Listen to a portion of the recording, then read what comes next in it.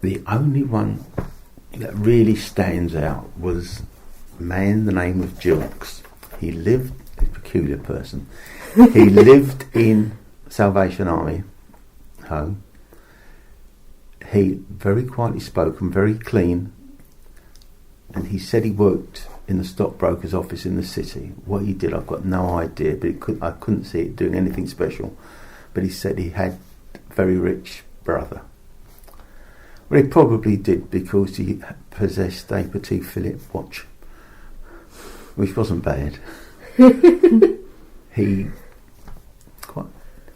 We used to have an old-fashioned fridge with the black tops with the lids, if you can remember that type. It was in the corner of the shop, and it come in on a Thursday night with a little leather attaché case, and he put it on the counter, and he only bought the best of everything that we had there, whether it was ringers or Droster chocolates or Belgian marzipans or whatever it was. He only bought the best.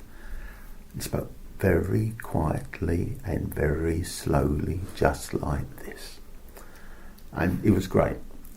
And when he paid his bill, he opened up a purse, not a wallet. He opened up a purse and took out his £10 note, 10 shilling note or pound note. It was all neatly folded and straightened out. He was he was a fantastic fellow, and we saw him week in, week out for years.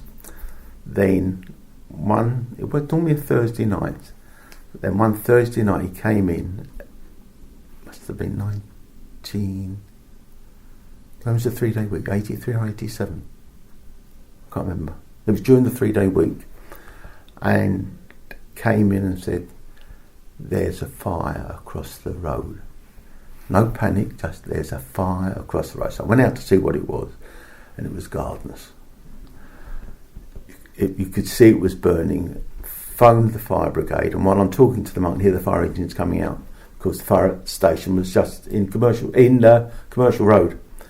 And they came out, knew nothing about fires, but knew the building was a write-off, and all the firemen were concerned about was saving the buildings round about. This wasn't long after that opened up the art college. Fortunately, the wind wasn't blowing that way, but they were playing hoses on all the buildings on our side, as far as Woolworths on the other side of the junction. It was a horrendous scene. We had to be evacuated because of the fire itself. Anyway, he was the most peculiar person. We also had one fellow, very thin, no teeth, tall, with an old army coat, thick coat, wrapped round himself twice. And the first time we knew him, he came in just before Easter, and he wanted 80 Easter eggs, half a crown a time, 2 and 6.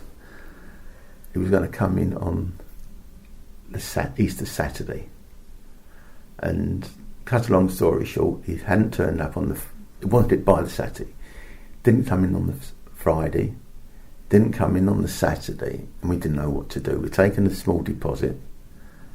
Anyway, he turned up Easter Sunday, and the reason he bought so many eggs, he came from Bernardo's, and he gave it to the kids, and he came in every year for Easter and occasionally during the course of the year, but you wouldn't have thought he had anything at all money wise. And we had another woman, she'd been a patient at the London hospital, and every year we had a flying chocolates for her to give to the doctor, and he lived in Spital Square. So we had total different types of ranges of people. When stars came in, went to Blooms, very often they'd come in to us, and it was, it really was a lovely atmosphere. And what else about the shop? I don't know. I loved it there. When my parents were alive, we would often talk about it up to the time they died. It was such a lovely, happy atmosphere in there.